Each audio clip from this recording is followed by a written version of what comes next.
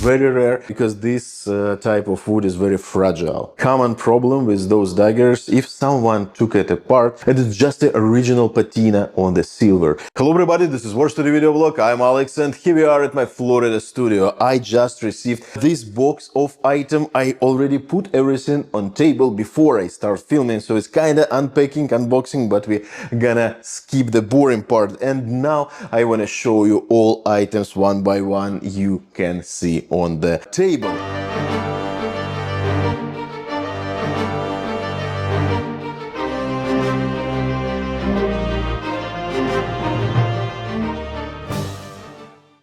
We can compare Tino Officer Leader Dagger with the Army Dagger model 1935 and look at this huge difference. It's surprising many collectors who just saw the Tino Dagger on the pictures, because most of collectors who is not that experienced, they thought that Tino Dagger is exactly the same scale and exactly the same measurements like a M35 Army one. We have here a couple of hunting daggers. One is pre-1933 and another one 1938 production, most likely. Postschutz leader daggers, very nice and rare SS dagger. Two government official ones, and I can show you difference. Hitler Youth leader and NPA student. 4 army daggers, early ones, and 1 miniature in stone mint nickel plating. Let's start with expensive ones, and this is Postschutz dagger in original scabbard with original painted. It's very important, I can tell it to you a little later. Minty blade with Paul Weisberg stamp on it, maker mark, and look at this grip. This is a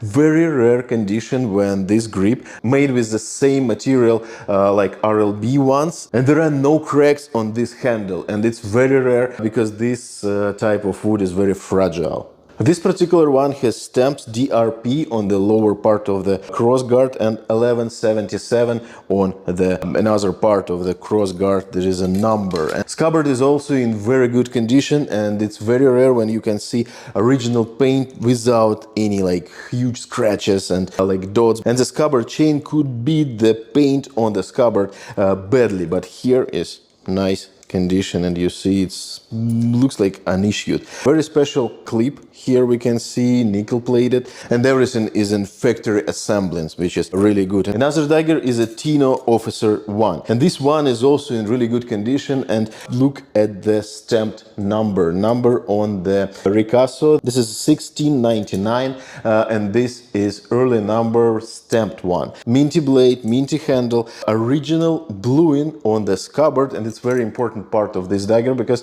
if you see the dagger without the bluing here, when scabbard is completely white, it's not a defect, but it drops the value of the dagger maybe for 20%. Of course, numbers are matching here on the scabbard throat and the ricasso, and this dagger is really cool and impressive, and let's compare it with M35 Army one. It's bigger, wider and longer, and because of the same proportions you cannot tell about it and you cannot discover it by pictures, but here when you can see and compare it in one hand, both of them, it's pretty obvious. And blades are also different. Look how much wider Tino blade is. With army daggers we also have rare ones here. For example, this one is Balloon Man stamp, maker mark, and you cannot see it on the market too often. And another one is, let's see, this is Anton Wingen in original nickel plating on the blade, which is very rare. And look at the tassel also, it's very unusual to see it here on upper part of the handle. But anyway, this one is early nickel silver dagger, produced before 1936, so the time frame to produce this dagger was less than 2 years, which made this dagger very valuable actually. Another one is also early one, nickel plated, Gustav Spitzer. And now when I took off the handle, you can see first pattern of the blade of the tank, because this one is triangle, and this is only characteristic of early ones. Early production army officers' daggers featured grips with greater number of spiral grooves than later production examples. This is one of the characteristic features of the earliest production period, as you can see on your screen. And last but not least, army dagger, we can see here early one in double oval Karl Eichhorn logo. And this one is also early made because this stamp produced before 1936. Nickel silver crossguard and pommel, and condition is just awesome. Miniature of dagger in super good condition. It's probably one of the best miniatures I've ever seen. And you can see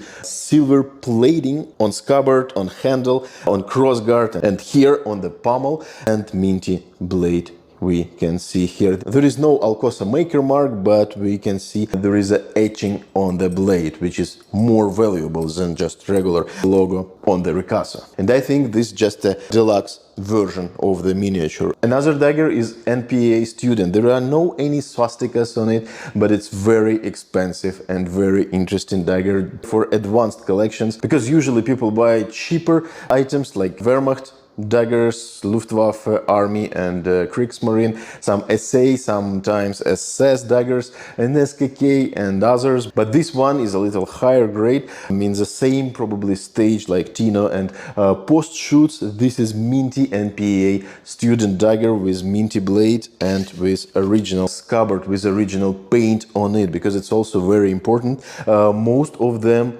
has been repainted because I don't know, in different purposes, but this one has factory first layer of paint. Aluminum crossguards and original assembling with the wooden grip. It's also very rare because most of them has been damaged during the war and after the war and then has been restored. This one untouched from the 40s. Another one is also fancy and high-end, but this is a Hitler-Youth leader dagger produced by Hörster, RZM M736. Minty blade, crossguard and original wrapping on the handle. This is very common problem with those daggers. If someone took it apart, there is a spring or wire that could be took off and you're never gonna be able to put it back the same way, you know. So it's very important when it's untouched and nobody took it apart before. So this one is in that quality. And another very important thing is lower part of the scabbard, I mean leather part. This leather piece could be damaged or took off very easily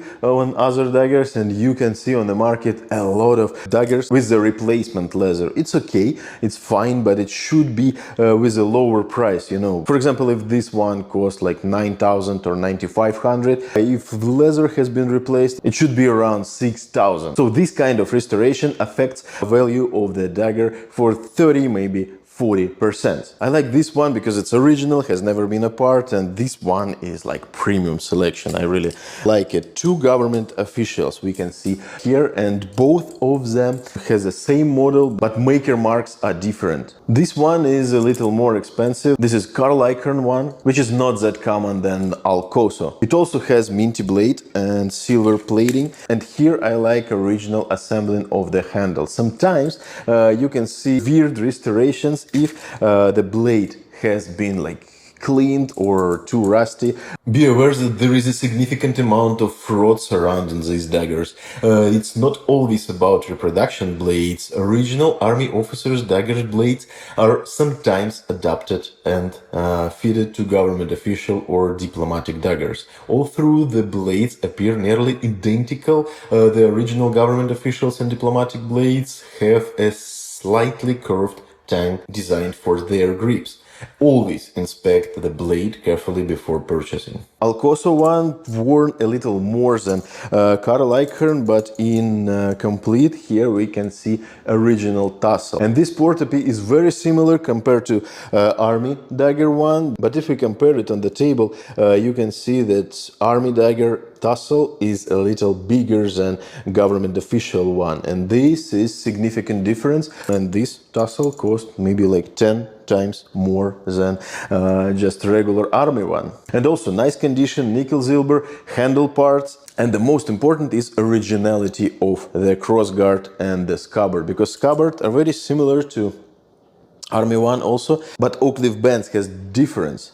Another important thing to check is the scabbard bands and the eagle. Makers like Alcoso or Carl Icahn use different scabbard bands and different eagle designs. And these details, you can see it on a screen, should match the maker. The scabbard bands on government officials and diplomatic daggers were made with the same stamps as those used on the model 1938 naval dagger. And you can see it's like almost no difference except the material, so they can be compared. If the scabbard bands or the eagles don't look right for the maker, it's a red flag. There are several original variations, but each maker had its own typical style. Next dagger is SS1, and this SS dagger is unusual. It has exclamation mark in the end of the motto, and also this one is very rare. This is a Jacob's one of the rarest maker mark on the SS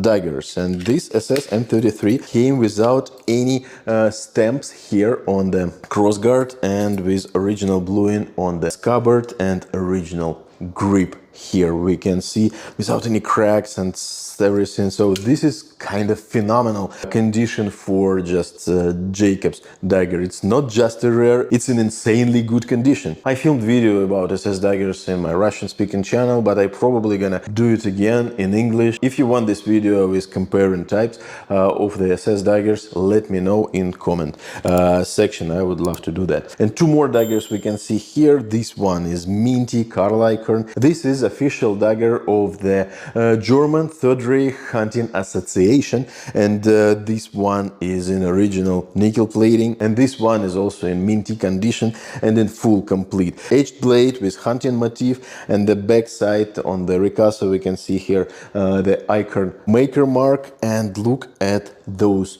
shiny spots. This is silvering, untouched and under original lacquer. Those like dark spots, it's just a lacquer worn out, and it's just the original patina on the silver. So condition is super good. And scabbard has green frog and original portapee, original tassel on it. And the last dagger, I want to show it to you. This is just a simple one with iron made scabbard fittings and with unusual frog on it. But this is an early one, Bavarian hunting cutlass. It has plain blade, maker mark, logo of the distributor, and fittings of the handle are also iron, which is simple but so cool. And it would be almost impossible to make a fake of this dagger. Also, this is a more than 100 years old dagger. This is the first quarter of 20th century, and I think it's so impressive it's still in this good condition. And the last item I want to show you is this M35 helmet. You guys know I also love helmets, felt gear and stuff like that. And I just sold MP40 pouch on my website, alexmp.com. Don't hesitate, check that website, because some nice items and most of those items gonna be uploaded there. So this helmet I'm gonna put there also. It's double decal, original paint, and not too expensive. So I'm proud of myself. People trust me enough to send me items for consignment, and some of those items I already bought. And you guys have a chance to see original premium selected items from trusted source. If you guys have more questions about the items and want more pictures, don't hesitate to ask me and text me through alexmp.com or my eBay account, or you can just leave your contact information under the video in the comments. And by the way, there are some messages here in YouTube also. Thank you guys for watching this video until the end. Have a good one and see you real soon.